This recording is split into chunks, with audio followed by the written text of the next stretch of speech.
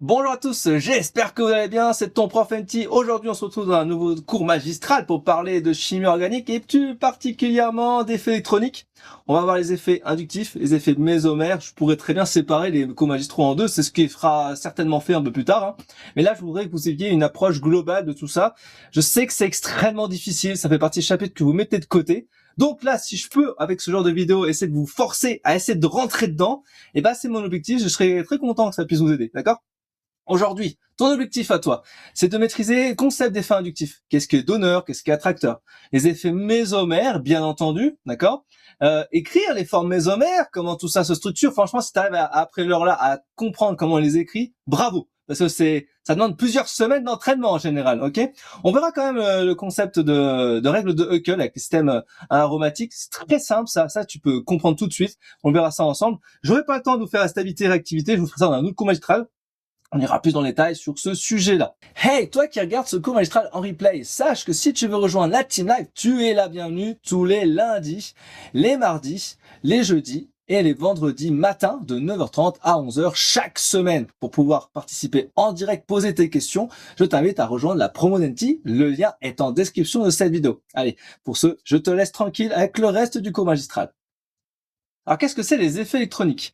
Concrètement, ce qui va se passer, c'est que dans une molécule, que tu verras souvent en forme topologique, tu peux avoir des électrons qui vont bouger, d'accord?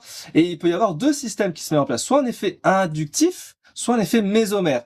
Alors, simplifie l'idée dans ta tête tout de suite maintenant, après on ira dans le détail. Pour toi, les effets inductifs, c'est une sorte de groupe de molécules, genre par exemple des oxygènes, des azotes, des trucs comme ça, qui vont justement avoir un intérêt d'attirer ou de repousser les électrons sur la reste de la molécule.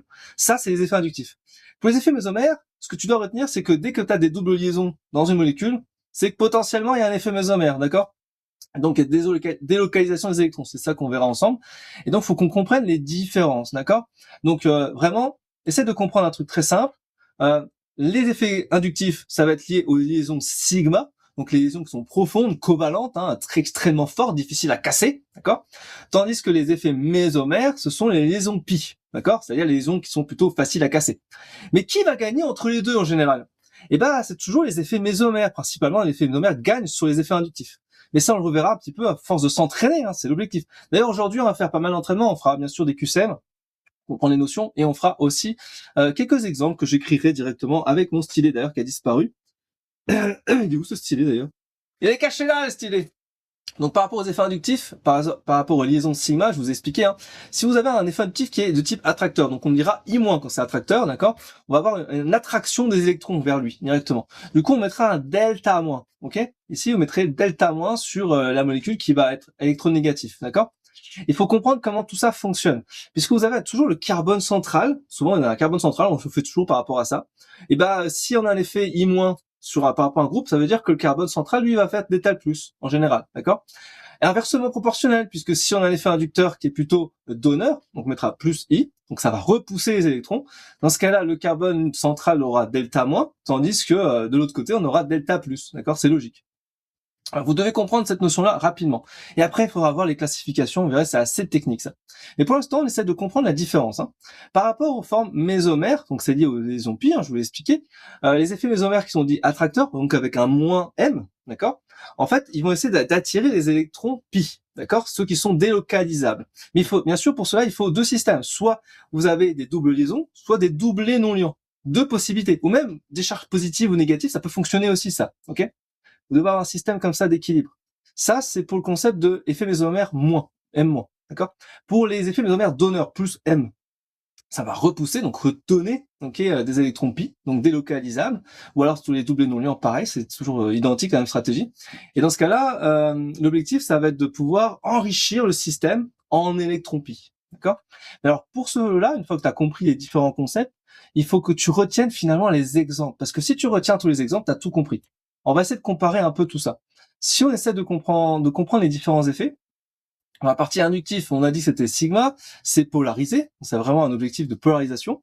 Ça n'a pas besoin de nos conjugaisons, d'accord? La portée est plutôt faible, elle décroît assez vite, en général, au bout de 1 ou 2 carbones, c'est assez compliqué, d'accord? Et il faut que tu retiennes ces exemples-là pour être assez tranquille. Tu vas avoir, par exemple, pour les I-, tout ce qui va être halogène, par exemple le chlore, le fluor, le brome, l'iode, tout ce qui va être NO2, d'accord? Les composés nitro, Tout ce qui est CF3 par exemple, donc composé qui comporte du carbone avec des fluors ou des iodes, des trucs comme ça, hein, ça va être I-. Tout ce qui va être I+, par exemple, ça va être les CH3, les alcoolates, donc O-, ou par exemple d'autres composés, voilà, Si, H3. Bon, bref, c'est des exemples comme ça. Je vous en mettrai si vous voulez dans la fiche, dans le guide que je vous propose directement gratuitement sur le Promo90. N'hésitez pas à rejoindre tout ça. Hein. Et ben l'idée c'est de comprendre ça. Alors j'en ai un truc assez simple à retenir. En fait, à partir du moment où vous avez, et retenez ça, c'est très facile à retenir, hein, à partir du moment où vous avez des carbones, ok, des carbones dans votre groupement, voilà, CH3 par exemple, ou des groupements alkyles, et bah vous avez toujours I+, d'accord. Donc finalement c'est facile à retenir. Si vous avez un carbone juste après votre carbone central, et bah ce sera I+. Et bah tout ce qui va être ensuite, ce sera systématiquement dans la globalité, dans les 3/4 des exemples, toujours I+. En contraire, le reste, ce sera I-. Et donc, vous avez que à retenir ça. Soit c'est des alkyles, soit c'est un alcoolate qui est très particulier, soit il y a quelques exceptions, mais pour l'instant, vous embêtez pas avec ça. Et donc, si vous avez des alkyles, c'est I+. Et c'est tout ce que vous devez retenir là maintenant tout de suite. Dans une première révision, vous retenez ça, vous avez la règle en général. C'est très pratique. En ce qui concerne l'effet mésomère, donc c'est sur les lésions pi, on l'a dit, hein, c'est des collisations, donc il faut qu'il y ait un phénomène de résonance. C'est forcément lié à la conjugaison. Hein, la conjugaison, c'est pas l'orthographe, tout ça, hein, non, ça c'est pas par rapport aux pi qui sont séparés d'une liaison, d'accord. Et vous avez pi liaison double, liaison simple, pi liaison double. En gros, si vous avez ça, ça s'appelle une conjugaison, d'accord. Ensuite, la portée est beaucoup plus grande parce qu'on a un système conjugué, donc on peut vraiment, s'il y a toujours justement des doubles liaisons séparées d'une liaison simple, vous pouvez faire ça pendant les 5-6 doubles liaisons sans problème, ça fonctionne, d'accord. Et donc qui va être M- et qui va être M+. Et bah pour les M-, par exemple, vous avez le NO2, le CHO, le COH, et pour ce qui est M+, on va avoir le OH, on va avoir le OR, le NH2, etc. Bon, il y a aussi une astuce assez simple, d'accord. Concrètement, moi j'ai toujours retenu dans ce sens-là, c'est que pour les M+, vous allez avoir des composés autres que des carbones, et du coup ce sera M+, ok, donc des OH, des OR, des NH2, etc. Et si vous avez bien souvent des C, des carbones, ce sera M-, d'accord, CHO, COH, etc. Ou NO2 sont des exceptions, il y en a toute une liste d'exceptions à connaître, hein, d'accord. Alors voici la liste complète des effets inductifs et mésomères à retenir. Je vous apprends ça en 2 secondes, le tableau, vous allez le retenir. Vous allez dire, ouais, c'est compliqué. Non, c'est facile, vous allez voir. Regardez bien à gauche, dans les donneurs, vous avez que des carbones, d'accord, que des carbones, et exceptionnellement, vous avez l'alcoolate. C'est le seul que vous devez retenir en tant qu'exception dans les donneurs, plus I, d'accord. Dans le côté attracteur, finalement, vous avez compris l'inverse. Alors, le plus simple, finalement, c'est de prendre les exceptions. Là, c'est quoi? Ça va être le COH, le COR, donc l'ester, le CN, le COR, l'éther, et c'est tout, hein, il me semble qu'on a que 4, voilà. Et vous retenez les 4 qui sont finalement des exceptions à cette règle, puisque je vous ai expliqué, vous apprenez que les carbones à gauche, voilà. Et là, vous avez juste les carbones à droite, les I-, il y en a 4 à retenir. Et juste en apprenant ça, vous savez tout de suite qui est I+, qui est I-. Pour les effets mésomères, c'est pareil. Comment on fait pour retenir qui est M+? Regardez. Pareil, la même stratégie à l'envers. Moi, je vais plutôt apprendre les M- finalement parce que regardez, je regarde, il y a CHO, COOH, COR, CO2R, on a CONH, machin, etc. Vous avez compris, il y a des carbones partout, hein. Voilà. Et donc finalement, je vais faire pareil. Je sais qu'à droite, il y a des carbones et je vais apprendre les exceptions éventuellement. Donc NO2, NO, je vais apprendre la partie les parties sulfoniques, etc. L'argon. Voilà, je crois qu'il y a que 5 exceptions, voilà. Il y a 5 exceptions dans les effets mésomères pour M-. Et le reste, j'ai compris. S'il n'y a pas de carbone au début, voilà, je sais très bien que c'est OK. D'ailleurs, il n'y en a aucun, vous voyez. Donc là, je peux pas me tromper. Je sais que ce sera M+. D'accord?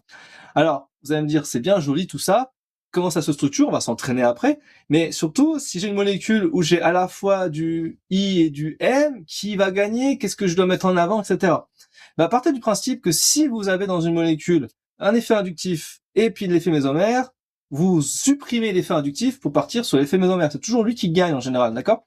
Donc cette règle-là est assez intéressante parce que ça vous permet de gagner du temps sur la résolution de vos exercices, d'accord? Ce qui ne signifie pas que l'effet inductif n'existe pas, hein. C'est juste qu'elle existe, mais elle est minoritaire. Autre petit tableau, histoire que vous ayez tout en tête, hein, au fur et à mesure. Le NO2, il est extrêmement explosif, hein, ce truc-là. Et donc, forcément, il a un effet inducteur I- extrêmement fort, un effet mésomère M- extrêmement fort. Il est extrêmement attracteur, d'accord? Le CN, qui est donc le nitrile, il est I- fort, M- fort, très attracteur aussi. La partie sulfonique, SO3H, il est ici I- fort, M- fort et très attracteur. Donc, celui-là, Franchement, c'est les top de la puissance de réactivité, ok. Ensuite, vous avez les COH, les CHO qui sont moins I, moins M, attracteurs, les halogènes, moins F, moins Cl, moins Br, moins iode. Tout ça, c'est aussi moins I plus M et attracteurs. Et ensuite, vous avez l'inverse avec les donneurs, les OH, les OR, donc M, I-, M+, donneurs, etc., les NH2, les NHR, etc., vous avez compris, hein. Dans la structure, vous devez apprendre, vous devez apprendre ces tableaux, c'est beaucoup plus simple. Si vous connaissez par cœur, en fait, qui gagne, qui perd, etc., vous avez tout compris, en fait. Après, vous n'avez plus besoin de vous embêter. Alors bien souvent dans les QCM, on vous demande de chercher qui est le plus acide ou qui est le plus basique. Et c'est grâce aux effets électroniques que vous pouvez répondre à cette question-là. Et donc en général, on préfère utiliser les effets moins I ou plus I pour comprendre ce concept-là. Pas trop les effets mésomères dans ce principe-là. Mais il faut comprendre un truc, comment ça fonctionne. Exemple, hein, on prend l'exemple de l'acidité sur cet exemple-là. Donc là, on a 1, 2, ok. Donc là, on a un acide éthanoïque avec un chloro. On a un acide 2 chloro éthanoïque, d'accord, qui a un pK à 2,9. On remarque quoi? On remarque qu'il y a un chlore. Le chlore, il est quoi? Il est plutôt I-, n'est-ce pas? Donc il va avoir tendance à attirer. On vérifie toujours si on sait pas trop, hein, dans un premier temps, quand on maîtrise pas trop ces notions-là. On va rechercher dans notre tableau s'il est à cet endroit-là ou s'il est à cet endroit-là. On voit que là, il est ici. Il est donc I-. Ok, donc je suis bien I-. J'ai compris qu'il était I-, donc il va plutôt attirer, hein, c'est le principe. Donc je vais faire ma flèche dans le sens là. D'accord? Par contre, on a notre CH3 d'autre côté, donc là on a 1, 2, 3, donc c'est un acide propanoïque. Donc là, CH3, il est plutôt I+, et dans ce cas-là, il va plutôt donner ses électrons. Et il faut essayer de comprendre le concept. Là, je vous fais simple, mais si vous avez compris, vu le chlore va attirer les électrons vers lui dans cette première molécule, et ben le H qui est ici, il va tendance à partir, donc il est beaucoup plus acide, d'accord? Alors que l'autre exemple, le CH3, CH2COH, il va donner ses électrons. Donc, il va avoir tendance à renforcer la liaison OH. Donc, il va être plus basique par rapport à l'autre. D'accord? Donc, finalement, on comprend bien que grâce à ça, on peut finalement comparer et identifier qui est le plus acide. Et pour cela, on a aussi les pK. Le premier, donc le 2 chloro-éthanoïque, acide de chloro-éthanoïque, il a un pK à 2,9 plus faible que l'autre pK de l'acide propanoïque. Et donc, on comprend que plus le pK est faible, plus le I est fort, donc le I- est important, et donc plus la molécule est acide. C'est comme ça qu'on peut identifier rapidement. Quand la méthylamine, donc elle a un pKa de 10,6, et pour l'autre molécule, on remarque qu'on a un CH3 de plus, hein. Concrètement, on a donc un pKa qui est à 10,8. Et ben c'est la même stratégie, vous identifiez la même chose, mais à l'envers. Donc en fait, vous imaginez la partie acide et vous mettez l'inverse, d'accord? Donc par exemple, le pK là, il est plus petit que l'autre, donc il est plus acide. La première molécule est plus acide que l'autre, et donc ça veut dire que la molécule 2, elle est beaucoup plus basique que l'autre. Ok, c'est comme ça que vous devez retenir la notion. Ok. Si je dis des bêtises, dites-moi en commentaire, y a pas de problème, hein. C'est le but du jeu, hein. C'est pas évident, la notion d'acide et de basicité, on va s'entraîner un peu là-dessus. Après, vous inquiétez pas. Ensuite, on a les concepts de benzène et tout ça. Vous devez les retenir. Ok, là, on a un nitrobenzène. On a un benzène. Ça, ce truc-là, ça s'appelle benzène, d'accord? Ensuite, ici, on a un composé nitro. Nitro, il est très réactif, je vous l'ai dit. D'ailleurs, quand on fera les cours magistraux sur la réactivité chimique, vous voyez que lui, il fera des trucs très intéressants. Mais on verra. Pour l'instant, on va pas voir ça aujourd'hui. C'est déjà assez chaud comme ça, hein. D'accord? Il est extrêmement I- et M-, d'accord? Le cycle, il va être appauvri en électrons, et donc il va être moins réactif à cet endroit-là. On verra ça un peu dans les substitutions électrophiles de type aromatique. Dans le composé ici, là, OCH3, qui est un méthoxy, d'accord? Donc lui, c'est un méthoxybenzène, d'accord? Et donc celui-ci, il est plutôt donneur, et donc il est un M+, qui est plutôt fort, et donc en fait le cycle va être enrichi finalement en électrons. Donc il va être beaucoup plus réactif dans les substitutions électrophiles de type aromatique. Mais ça, je vous renverrai bien sûr au cours magistral à ce sujet-là. D'ailleurs, j'ai fait toute une playlist là-dessus s'il y a besoin de réviser sur ces notions-là. Au niveau de la notion de la portée, ça c'est important. En général, ça décroît en fonction du nombre de carbone. Et ben, on a tendance à dire qu'au-delà de 3 carbones, et ben l'effet inductif, et ben il est quasiment nul, d'accord? C'est pour ça qu'en général, on positionne plusieurs carbones. En général, par rapport notre radical, on va avoir un alpha, bêta, gamma, d'accord? Et après, au-delà, on dit qu'il y a quasiment plus rien, et il décroît à cet élément-là, ok? Donc, il faudra bien noter ça quand vous ferez les exemples, de bien vous noter, est-ce qu'il y a plus de 3 carbones? Et dans ce cas-là, est-ce que l'effet va être nul? Ok, c'est important de le comprendre ça. Par rapport à l'effet mésomère, là, c'est un peu différent parce que c'est conjugué. Donc, s'il y a autant de double liaisons, ça va propager tout le système. Tant que c'est conjugué, ça fonctionnera, d'accord? Et donc, c'est intéressant de dire qu'on en a rien à faire, finalement, du nombre de alpha, bêta, gamma, tant qu'il y a des doubles liaisons. Tu peux en avoir 10, ça fonctionnera toujours autant, d'accord? Ça te permettra d'ailleurs d'avoir le nombre de formes mésomères par rapport à ça. Ça, c'est un truc classique de QCM, hein. Concernant la définition de l'effet inductif, coche les propositions exactes. Il correspond à une polarisation des ions sigma. Il résulte souvent d'une différence d'électronégativité. Il nécessite obligatoirement une double liaison. Il modifie la répartition électronique de la molécule. Il correspond à la rupture de la liaison. Alors, ABD. Effectivement, donc par rapport à l'effet inductif, ça correspond à la polarisation d'une liaison pi. Non, pas pi, sigma, pardon. Il résulte souvent d'une différence d'électronégativité. Effectivement, c'est l'objectif, hein, on a une sorte de polarisation, hein, c'est évident qu'on a électronégatif ou électropositif. Il nécessite obligatoirement une double liaison. Non, ça c'est pour l'effet mésomère.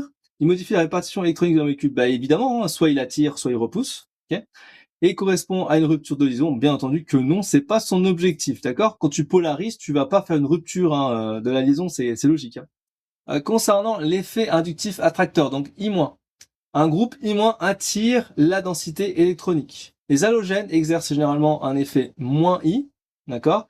Un groupe I- enrichit la chaîne en électrons. Un groupe I- peut stabiliser une charge négative proche et l'effet I- augmente avec la distance. ABE. Alors, on va retravailler ça. Un groupe I- attire la densité électronique, ça c'est évident. Les halogènes exercent un effet -I, effectivement. Ça enrichit l'électron. Non, ça appauvrit. Hein. Bah, ça appauvrit puisque ça va attirer. Un groupe I- peut stabiliser une charge négative proche. Effectivement, c'est I- avec négatif. Ok, donc il est effectivement positif. Enfin, il est vraiment vrai, je veux dire. Donc il disperse ou attire une partie de la densité électronique. Il stabilise un anion. Ça c'est bon. Et l'effet I- augmente avec la distance. On a vu que ça, c'était faux. L'effet décroît, hein, puisque au bout de 3 carbones, ça marche pas très bien. Donc, c'est plutôt ABD. Concernant les effets inductifs donneurs, donc plus I. Un groupe plus I pousse de la densité électronique vers la chaîne. Les groupes alkyles exercent souvent un faible effet plus I. Un groupe plus I appauvrit la chaîne en électrons. Un groupe plus I peut stabiliser un carbocation. Un groupe plus I stabilise toujours un carbanion. ABC. Alors, effectivement, un effet inductif donneur, donc un groupe plus I pousse de la densité électronique vers la chaîne, on avait dit qu'il donne, d'accord, c'est le principe. Les groupes alkyles exercent cet effet-là, effectivement, d'accord.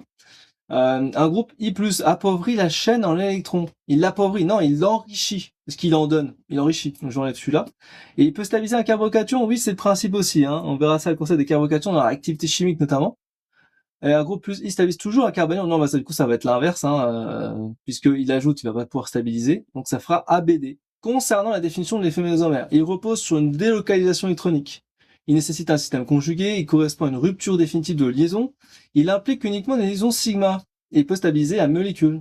Ouais, ABE. Donc, effectivement, il repose sur une délocalisation électronique. Il nécessite un système conjugué. Il n'y a pas de rupture définitive d'une liaison, ça c'est faux. Et c'est pas liaison sigma, mais liaison pi. Il peut stabiliser la molécule, bien entendu, donc ABE. Concernant la conjugaison, elle nécessite des orbitales P adjacentes. Les orbitales P doivent être approximativement parallèles. Une interruption par un carbone sp3 peut casser la conjugaison. Toute chaîne carbonée est automatiquement conjuguée. Une alternance de doublés et simples liaisons peuvent former un système conjugué. ABC, effectivement. Elle nécessite des orbitales P adjacentes, oui. D'accord. Souvent, c'est PY et PZ, d'ailleurs. D'accord. Les orbitales P doivent être approximativement parallèles, oui. Une interruption par un carbone sp3 peut casser la double conjugaison. Effectivement, si tu as un carbone sp3 dedans et que tu n'as plus le reste, bah, tu peux casser cet effet de conjugaison. La chaîne carbonée est totalement conjuguée, non, c'est faux, ça. Et une alternance de double et de simple, ça fait un système conjugué, ça c'est vrai. Donc A, B, C, E. Concernant les effets mésomères donneur plus M, un groupe plus M donne de la densité électronique par résonance. Un doublet libre peut être impliqué. OH peut exercer un effet plus M, NH2 peut exercer un effet plus M, et un groupe plus M attire toujours les électrons hors du système. Alors, effectivement, donc un groupe plus M donne de la densité électronique par résonance, ça c'est effectivement logique, hein, c'est le concept de la mésomérie. Hein. Un doublet libre peut être impliqué, effectivement, hein, un doublet donneur, ça peut arriver, tout à fait. D'accord. OH peut exercer un effet plus M. Effectivement, lui, il a un effet plus M. Attention, on l'enlève. Enfin, on le rajoute plutôt. Et puis, le NH2 aussi. Ok. Un groupe plus M attire toujours les électrons au système. Ça, c'est faux. Hein. Il les donne au système conjugué. D'accord. Faut pas mettre en dehors. Donc, c'est ABCD. Concernant l'effet -M, un groupe -M attire la densité électronique par résonance. NO2 exerce un fort effet -M. Un groupe carbonyle peut exercer un effet -M. Le nitrile exerce généralement un effet plus M. Un groupe -M peut stabiliser une charge négative en attirant. A, B, C, D. et bah faut qu'on retravaille ça. Donc un groupe -M attire la densité électronique par résonance, effectivement, ok. NO2 un effort effet -M, effectivement, -I et -M en général, le groupement nitro. Un groupe carboné peut exercer un effet -M. Effectivement, le CO ça attire la densité électronique, donc c'est -M. Le nitrile exerce généralement un effet +M. Le nitrile, il a un effet -M, hein. Faut bien faire gaffe à ça. D'accord? Parce que ça fait partie en général des exceptions. Je vous dis quand il y a des carbones, c'est +M, mais il y en a que 4, je crois, à retenir, donc faut pas se tromper, hein. Donc on l'enlève, et un groupe M- peut stabiliser une charge négative en l'attirant, effectivement, stabilisation par attraction, donc ABCE. On va s'entraîner un petit peu sur le concept de densité électronique pour savoir qui est delta plus, qui est delta moins. C'est extrêmement important que vous puissiez comprendre ça tout de suite avant de vous embourber en fait dans les effets inductifs ou mésomères sans comprendre la base, d'accord? Est-ce que vrai ou faux? Le site le plus déficitaire en densité électronique dans cette molécule est porté par l'atome de magnésium. D'accord? Est-ce qu'en gros, est-ce qu'il est delta plus ou est-ce qu'il est delta moins? C'est vraiment la question que vous devez vous poser. D'accord? Donc, il va falloir vraiment faire gaffe à ça, hein, parce que là, vous êtes tendance à me dire en général que lui serait delta plus, on l'a vu tout à l'heure. D'accord? Mais est-ce que c'est vraiment ça? Faites bien gaffe. Tout dépend de ce que vous avez à côté. Là, on a un BR. Le delta moins, il est BR. Donc le delta plus, il se retrouve sur le Mg. Donc le delta moins se retrouve également sur le CH3. D'accord? C'est comme ça que ça fonctionne. Donc là, qu'est-ce qu'on a ici? On a un Mg qui a un delta plus. Donc effectivement, le site le plus déficitaire en densité électronique dans cette molécule est porté par l'atome de magnésium. Ça s'appelle comment ça? Ça s'appelle un organo-magnésien. Ok, si jamais on vous pose des questions sur ce sujet-là, puis de toute façon on verra ça dans la réactivité chimique. J'espère que tu apprécies ce cours magistral. Si tu es plus loin en cette matière, que tu te sens en difficulté, que tu es plus en profondeur, ou que tu es en pleine maîtrise de la chimie organique, j'ai créé pour toi un cours complet qui s'appelle Tout savoir sur la chimie organique et qui comporte plus de 26 modules de cours. C'est extrêmement complet, notamment aujourd'hui on fait les effets électroniques, hein, inductifs, mésomères. C'est peanuts, hein, par rapport à tout ce que tu peux retrouver en chimie organique. Tu dois pas mettre ça de côté. Donc vraiment, focus sur cette matière-là, c'est très important, notamment pour le concours de première santé. Tu vas retrouver dans ces cours-là, notamment, bien sûr, des cartes mentales pour aller dans la profondeur. Tu vas retrouver du contenu court, des schémas détaillés à noter. Tu vas retrouver des applications, donc mémoriser des pièges classiques du QCM, des lexiques ainsi que des flashcards et bien sûr des QCM pour travailler en profondeur. Bien sûr, c'est un parcours certifiant, donc l'idée c'est que tu puisses cumuler un certain nombre de bases, notamment par exemple les effets électroniques dans ce cas-là. L'idée c'est quoi? C'est que tu réalises un défi avec moi pour passer à l'action, t'améliorer sur cette notion-là pour que tu maîtrises. Tu réussis ensuite un examen et puis si tu réussis ça, tu peux obtenir une attestation de formation ainsi qu'un certificat de réussite. Donc c'est vraiment intéressant pour en parallèle de tes études de passe-classe, hein, de première santé, etc., pour avoir une vraie preuve de maîtrise, pour faire ton dossier de passerelle, pour agrémenter ton CV, pour recherche de stage, etc. Donc ça monte ta montée en compétences. Bref, tu trouveras toutes les informations en description de ta vidéo, t'as compris ce que je voulais dire. D'accord? Et moi, je te laisse, bien sûr, avec le cours magistral sur la partie inductif et mésomère. Je sais que c'est pas évident. Courage à toi! Deuxième petit exemple. Vrai ou faux? Le site le plus déficitaire en densité électronique dans cette molécule est porté par l'atome de brome. Qu'est-ce que vous en pensez de ça? Alors c'est assez logique normalement, hein. On a delta moins et delta plus. D'accord? Donc, typiquement, l'atome le plus déficitaire, ce serait plutôt hydrogène. D'accord? Celui-là, franchement, il est easy. J'ai quand même quelques petites notions à vous rajouter là-dedans. D'accord? Parce que ça, c'est important. Autant vous le dire. Alors, je vais prendre l'exemple je l'ai déjà dit dans plein de vidéos, mais je pense qu'il faut vraiment le retenir, c'est important. Je prends l'exemple de HCl. Comment il s'appelle l'HCl? Eh ben, vous avez tendance à me dire que c'est l'acide chlorhydrique. Je pense que vous allez souvent me dire ça. Eh c'est faux. En fait, ça dépend vraiment de sa nature. En fait, il a deux noms, lui. Il a deux noms qui sont bien différents. Soit il s'appelle acide chlorhydrique quand il est en solution aqueuse, d'accord? Soit il s'appelle chlorure d'hydrogène. Et s'il est chlorure d'hydrogène, c'est en solution gazeuse, d'accord? Et c'est quoi la différence entre les deux? Parce que c'est la même molécule, hein, en réalité. C'est juste que c'est le type de liaison qu'il y a dedans. Si tu as de l'acide chlorhydrique, la liaison qui est ici, c'est une liaison de type ionique. Donc en gros, tu vas avoir ici un nuage électronique avec delta- et delta+, d'accord? Voilà, on a un delta- et on a un delta+. Là, on est sur de l'acide chlorhydrique parce qu'en fait, on a une sorte de polarisation de la liaison covalente à cause des molécules d'eau notamment autour, d'accord? Et il y a une polarisation, d'accord, qui s'établit. Polarisation. J'écris très mal, vous savez très bien. Et du coup, ça, c'est une liaison de type ionique. Ok?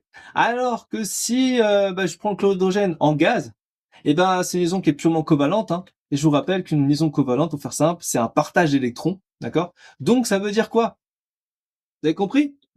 Ça veut dire que là, c'est difficile à casser. On fera une rupture homolytique. D'accord? Donc, avec des photons notamment, ou des radicaux. Ok? Donc, c'est pas pareil, c'est pas la même stratégie, d'accord? C'est radicalaire là pour casser la liaison là, alors que là c'est plutôt ionique parce qu'il a cassé. Et ça c'est très important de le comprendre aussi dans les effets inductifs pour savoir dans quelle situation on est, ok? Donc là typiquement, on part du principe que c'est toujours en solution quand on parle de ça. Donc là HBr, eh ben on a effectivement un site déficitaire au niveau du. Vrai ou faux, le site le plus déficitaire en densité électronique dans cette molécule est porté par l'atome d'hydrogène. Alors, celui-ci est un petit peu particulier, hein, faites bien gaffe à ça. Hein. Le sodium, il est plus, parce qu'il est dans la partie de gauche, d'accord? Donc lui, il est plutôt delta plus. Et le H, lui, il est delta moins. Et oui, en fait, c'est une particularité technique, il faut vraiment faire gaffe à ça, puisque c'est l'hydrure qui va être mise en avant. Et oui, c'est l'hydrure. Alors c'est un composé extrêmement technique, réactif. En général, c'est explosif sur ce que vous avez sur ce système-là. Et parce qu'en fait, entre le sodium et l'hydrogène, c'est lui qui gagne, d'accord? Donc effectivement, c'est faux, d'accord, par rapport à ça. Alors là, vous allez me dire, mais comment on fait pour savoir si c'est delta moins ou delta plus par rapport à ça? Parce que c'est dans la même colonne, plus ou moins. Là, vous avez ce mini tableau, vous pouvez retenir, hein, vous pouvez screenshot directement là ce que je suis en train de faire. Et puis, apprendre ce petit tableau, très simple, hein. Vous voyez qu'ici, on a l'hydronégativité de l'hydrogène qui est à 2,1 et le sodium qui est à 0,9, d'accord? Donc, il est un peu plus faible, donc forcément, Na sera plus et H sera moins, d'accord? Donc, ce qui est à gauche, en général, c'est toujours plus, hein, H+, Li+, Na+, K+, ou beryllium, Br2+, Mg2+. Et à droite, c'est tout ce qui va être négatif à partir du fluor, chlore, bromiode. Ensuite, l'oxygène et le soufre, ça fera N-2, en gros, en électronégativité. Et l'azote et le phosphore, en général, il y a un doublé, ok? 3 liaisons, un doublé. Carbone est neutre, hein. Carbone, silicium, c'est neutre, avec 4 liaisons. Et le bore et l'aluminium, ils ont une lacune électronique, ils ont un petit carré. Voilà, c'est un petit peu particulier, on en parlera un petit peu plus tard, d'accord? Et on comprendra comment tout ça fonctionne, du coup, la première électronégatif. À gauche, électropositif, à droite, électronégatif. Vrai ou faux, le site le plus déficitaire en densité électronique dans cette molécule est porté par l'atome de lithium. Vrai ou pas? Alors là, on a un benzène hein, avec un lithium. Alors si on comprend bien le concept, le lithium, je vous ai dit qu'il est Li+. Du coup, là, on a effectivement Li+. Tandis que là, on va avoir un delta- sur le carbone hein, du benzène. C'est ça qu'il faut comprendre. Donc, le plus déficitaire en densité électronique porté par l'atome de lithium, le plus déficitaire, effectivement, c'est bon, c'est ça. D'accord? C'est QFD. Facile à comprendre, non? Bon, ça.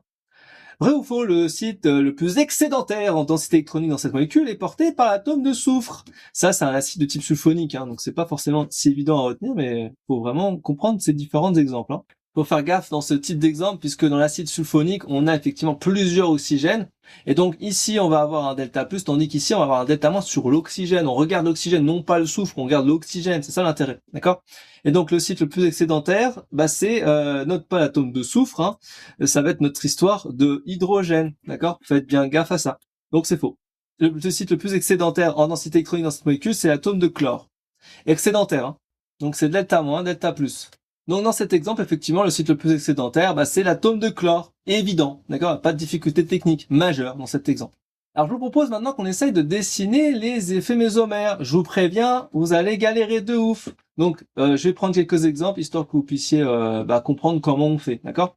On va prendre l'exemple assez classique de notre acide benzoïque. C'est extrêmement classique ça, donc normalement ça fait partie des exemples que vous devez connaître. Une fois que vous avez ça en tête, vous êtes à peu près tranquille, d'accord? Donc là j'ai l'acide benzoïque, d'accord? C'est un benzène associé à un acide carboxylique. Jusque-là, il n'y a pas trop de difficultés majeures, d'accord? On vérifie juste un truc, très simple. Si vous ne connaissez pas par cœur, c'est pas grave. Vous revenez comme moi au tableau. Tiens, on va se trouver quel est l'effet mésomère. Ici, dans notre tableau, on remarque que il est normalement ici COH. Donc il est un effet M-. Donc il est attracteur. Ok? Donc comme il est attracteur, qu'est-ce que je vais faire? Je vais faire les flèches qui vont aller vers lui. C'est logique. Donc la première flèche que vous devez obtenir, finalement, c'est en fait la double liaison qui va attaquer le carbone. Je vous montre, je vous mets tout en rouge si vous préférez. C'est jamais évident, donc si je fais des mauvaises écritures, faudra me le dire en commentaire. Mais en général, je suis plutôt bon, parce que je suis quand même pharmacien, je vous rappelle. Hein. En général, j'en ai bouffé pendant des années, ces trucs-là. Donc on a la double liaison qui attaque, en gros, le carbone. Par contre, je ferai des écritures simplifiées sur certaines flèches pour mieux comprendre, ce qui ne veut pas dire que c'est strictement juste d'un point de vue chimique, hein, mais je trouve que pour comprendre, c'est mieux. Petite précision aussi, la partie mésomère sur les écritures, j'ai pris 3-4 ans à comprendre ça. Donc, si là, t'es en première santé, que t'es en galère totale, c'est normal. D'accord?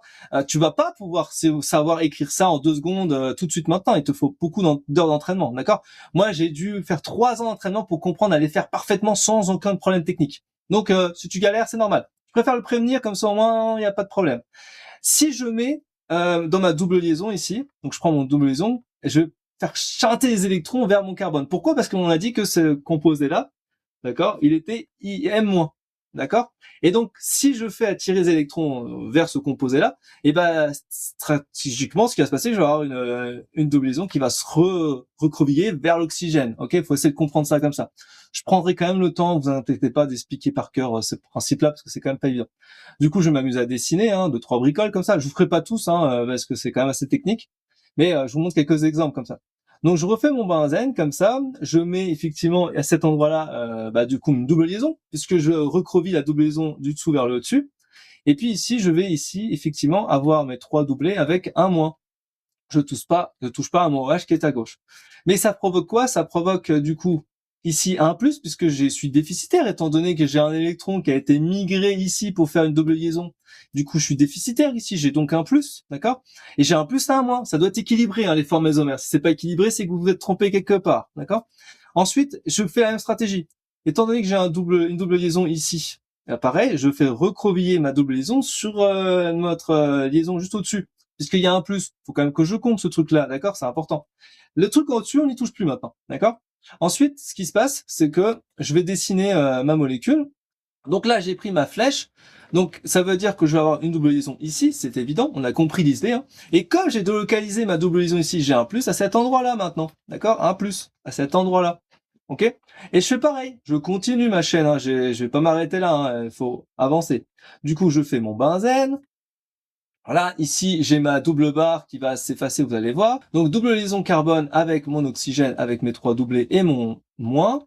D'accord, jusque-là, pas trop de soucis techniques. Là, j'ai mon plus en dessous. Lui, ce qui va se passer, c'est qu'il va bouger, forcément, c'est logique. Donc, la double liaison va venir attaquer ici pour combler ce déficit. D'accord? Et ensuite, qu'est-ce qui se passe? Eh ben, on va avoir un plus aussi qui va délocaliser à cet endroit-là et on va avoir une double liaison ici. D'accord? Et la double liaison, elle reste là, à ce moment-là. D'accord? Et donc là, j'ai créé finalement toutes mes formes mésomères. Et bon, on ne dirait pas, mais là, je les ai toutes faites. Donc en fait, ici, alors quand on parle de formes mésomères, je vais encadrer ce qui est nécessaire. D'accord? En fait, pour moi, on ferait bien gaffe en fonction de ce que les profs vont dire. On parle des formes limites, on parle des formes de stabilité, des formes de résonance. Il y a plein de choses comme ça qu'il faut comprendre. Là, je parle juste des formes mésomères avec les plus et les moins. Et ben, j'en ai trois. D'accord? 1, 2 et 3. Alors, j'ai quand même un hack à vous donner, puisque en première santé, en général, on vous embête pas trop sur écrire les formes mésomères, ok? On vous demande d'en trouver. Et ben, je vous en donne un, c'est gratuit, d'accord? C'est un truc que je donne comme à des étudiants, mais là, je vous le donne gratuitement aujourd'hui. Vous avez vraiment de la chance, c'est pas compliqué. En fait, vous allez compter le nombre de doubles liaisons, et puis c'est fini. C'est tout. C'est très simple. Vous avez donc 1, 2, 3 doubles liaisons dans cette molécule. Vous prenez pas en compte, bien sûr, le groupe, parce que ça sert à rien. Et vous avez donc 3 formes mésomères. Voilà. Et vous n'avez pas besoin de les écrire. Facile. D'accord? Bien sûr, il y a des exceptions à la règle, donc ça, je vais les garder pour mes étudiants pour aujourd'hui. Mais ce que je veux dire par là, c'est que en quelques secondes, vous pouvez trouver le nombre de formes mésomères avec les trois quarts des molécules, vous pouvez trouver ça. D'accord? Après, derrière, ça va avoir un intérêt quand même. Faut savoir à quel endroit on va trouver les plus pour savoir la réactivité chimique. Et ça, je vous renverrai au cours magistraux à ce sujet-là un petit peu plus tard, d'accord? C'est l'objectif. Allez, on va en faire un autre. Allez, c'est cadeau pour aujourd'hui. D'accord? Alors, on va faire le NH2. Le NH2, c'est l'aniline. Quand on a un NH2 avec un benzène, c'est l'aniline. Bon, pareil, on va faire les formes mésomères de ce machin-là. Ah, je connais pas par cœur. Allez, on va regarder dans notre tableau où est-ce qu'il est NH2. NH2, il est où là-dedans? Il est là. Ah, il est M+, lui. Donc, ça veut dire qu'on va tout faire à l'envers. Vous avez compris?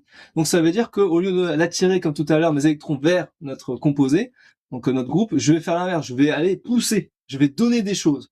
Donc là, ce que je vais faire, c'est que je vais commencer mes flèches par le doubler, notre azote, et je vais forcer finalement à aller vers mon carbone, ma liaison, ok, ma liaison du NH2 avec mon benzène. Et ça va forcer finalement la double liaison de celui-ci à se recroqueviller sur son carbone là, d'accord? Donc on va dessiner, on va voir ce que ça ressemble. C'est pas évident, je vous accorde. C'est pour ça que je vous fais deux exemples opposés, que vous puissiez bien comprendre et ne pas repartir avec rien quand même. C'est pas ça serait dommage quand même. Du coup, on a fait une double liaison NH2 ici avec un groupement déficitaire en plus au-dessus, d'accord? On va retrouver ici un moins puisqu'on rajoute des choses. On a la double liaison, elle recreville sur le carbone, donc on a un excédent d'électrons, voilà. Et ici, ça bouge pas. Ensuite, bah, notre excédent d'électrons, on va quand même s'amuser à migrer. Donc, on met un petit doublé ici. Donc, on comprend bien qu'un excédent, on a toujours un doublé. Et donc, on va avoir ce doublé qui va se recrovier sur la liaison d'en dessous. Ensuite, on va avoir, hop, une petite flèche qui va se recrovier sur le carbone du bas. D'accord? Et ça nous permettra de créer une deuxième forme, une autre forme mésomère. Pour ceux qui aiment la chimie, ça, c'est rigolo, hein. Voilà, moi j'aime bien la chimie donc je m'amuse bien, mais je pense que vous vous amusez pas trop pour ceux qui regardent notamment en replay, hein. Mais bon courage, vraiment courage. Je sais que c'est pas évident, mais retenez bien ce que je raconte. Je pense que vous pouvez vraiment vous en sortir. Une fois que j'ai ma double liaison ici qui s'est recouverte sur le carbone, j'ai donc un doublé ici. Celui-ci va faire pareil, il va s'écraser sur la liaison d'à côté, et celui-ci va se recroqueviller sur lui-même, d'accord. Et donc bah, ça va faire une troisième forme mésomère. Voilà. Donc on va avoir ici ma troisième forme mésomère de l'aniline. Voilà. On va avoir notre NH2 ici. Et puis ici, je vais avoir, ça bouge pas. Ça, je vais avoir ma double liaison qui va se former ici. Et là, je vais avoir un moins. D'accord? Et après, rebelote, hein, j'ai celui-ci qui va du coup attaquer. Puis après, on reforme la molécule de base. Voilà. Ça, c'est pour vous montrer rapidement comment on crée des formes mésomères. Donc là, si on comprend bien, j'ai mes trois formes mésomères de mon alanine. Ça fait la même règle que tout à l'heure. Il suffit de compter, hein. 1, 2, 3, double liaison. Il y a 3 formes mésomères. FM, tout forme mésomère. Bim! Est-ce que vous trouvez ça dur? Dites-le moi dans les commentaires, d'accord? Ça va être important. Alors là, je vous ai fait vraiment les versions, on va dire, les plus basiques, d'accord? Bien entendu, vous pouvez être beaucoup plus compliqué lors de votre examen, mais si vous comprenez déjà ça, moi, franchement, c'est chapeau. Si vous arrivez à les écrire, à comprendre la notion, la forme mésomère, comment tout ça se structure, vous allez vous en sortir dans les 3/4 du temps. Donc prenez le temps nécessaire pour apprendre ça, ok? C'est important. Je vous ai mis d'ailleurs quelques petits exemples dans le guide que vous posterez en PDF dans la promo Netine. N'hésitez pas bien sûr à rejoindre ça. Ça peut toujours être utile, d'accord? On va parler maintenant d'aromaticité. Je finis là-dessus, qui est extrêmement simple, d'accord? Ça, c'est vraiment le truc le plus facile dans ce que je viens de raconter aujourd'hui, d'accord? Ça, vous pouvez pas vraiment vous tromper. Concrètement, on va parler des règles de Huckel. Les règles de Huckel, c'est savoir si finalement notre molécule, elle est aromatique. En gros, est-ce qu'elle est cyclique? Est-ce qu'elle est plane? Est-ce qu'elle a un système conjugué? Tout ce que je viens d'évoquer, finalement, ce sont les règles. Donc, les règles, elles sont ici, d'accord? En fait, est-ce que c'est cyclique? D'accord? Est-ce que c'est plan? Est-ce que c'est conjugué? Conjugué, ça veut dire est-ce qu'on a des doubles liaisons simples et doubles et simples et doubles et simples? Est-ce que finalement, on satisfait la règle de 4n plus 2 pi électrons? On va essayer de s'entraîner aujourd'hui là-dessus. Vous allez voir, c'est vraiment facile. Je pense que ça, c'est le truc le plus facile du cours magistral aujourd'hui. Vous pouvez vraiment pas vous tromper. D'accord? C'est important. Avant que je vous parle des règles de Huckel, de l'aromaticité, tout ça, si vous avez rien compris à ce que j'ai raconté avant, bah là, je vous suggère vraiment de vous faire accompagner. Hein, classiquement, les étudiants me demandent de les accompagner sur la chimie organique, la chimie minérale, la biophysique, les biostatistiques, tout ça, tout ce qui est compliqué. Donc vraiment, attendez pas de galérer de ouf et de m'appeler en mois de novembre, ce sera trop tard. Essayez d'anticiper et de m'appeler le plus vite possible pour qu'on puisse en quelques heures consolider ensemble tout ça et vous aurez compris avant la rentrée notamment, ou alors pendant la rentrée ou un mois après la rentrée. Bref, avant 1 ou 2 mois avant le concours, ce serait l'idéal. Comme ça, vous n'avez plus qu'à vous entraîner. C'est très facile hein, si on a quelqu'un pour se faire guider. Hein. C'est bien joli, hein, créer des QCM, trouver des exercices via avec l'IA, tout ça, ou alors des annales. Mais si vous ne comprenez rien tout seul, ça marchera jamais. D'accord? Faites-vous accompagner sur ces trucs-là, c'est très important. C'était la petite pause conseil de ton prof Fenty. On va faire plusieurs petits exemples concernant les règles de Huckel. Vous allez voir, c'est très simple. Par exemple, le benzène. Très facile le benzène, hein, c'est plus facile pour comprendre. On a donc 1, 2, 3, 4, 5, 6 carbone, d'accord? Et donc, bah, il y a quoi? Il y a 1, 2, 3, 1, 2, 3, 4, 5, 6. On compte le nombre d'électrons. Donc, il y a 1, 2, 3, 4, 5, 6. Vous pouvez faire un truc plus simple, hein, vous trouvez le nombre de doubles liaisons, vous multipliez par 2, vous avez le nombre d'électrons, c'est aussi facile à faire. Hein. Et donc, comme j'ai du coup 6 électrons pi, c'est ça qu'il faut bien comprendre, je vais regarder sa petite formule. Sa petite formule, je l'ai expliqué ici, c'est 4n plus 2. Donc on fait 4n plus 2 égale 6. Je vous montre, hein, c'est pour trouver en fait le n, on doit trouver n. C'est vraiment pas compliqué, vous allez voir. Donc on fait 4n plus 2 égale 6. Donc ça fait 4n égale 6 moins 2, donc 4n égale 4, donc n égale 1. Et si n égale 1, n est donc entier. Si c'est entier, c'est donc aromatique. C'est tout. Vous avez que ça à retenir, d'accord? Exemple avec un ion cyclopentanidien. Un ion où on a un moins dedans, un truc à l'intérieur. Et donc il y a plein de petites fins techniques là-dessus. Vous pouvez utiliser la même règle, bien entendu, et vous devez juste vérifier si le moins avec le doublé il est à l'extérieur ou à l'intérieur de la molécule. Là, typiquement, ils l'ont mis à l'intérieur, le doublé est à l'intérieur, donc on fait la même règle, hein, les doublés rentrent en jeu, on a donc 6 électrons, c'est la même chose. Hein. On fait 4n plus 2 égale 6, donc 4n égale 6 moins 2, donc 4N égale 4, donc ça fait 1. Donc ça fait toujours 1 là. Donc le ion cyclopentane diényl, eh ben, il fonctionne, il est bien aromatique. Donc on peut faire ça avec tous les cycles, et notamment les hétérocycles. Okay, les hétérocycles. Hétérocycles, ça veut dire qu'en gros, vous avez des cycles, vous avez autre chose que des carbones, comme par exemple des azotes, des soufres ou des oxygènes.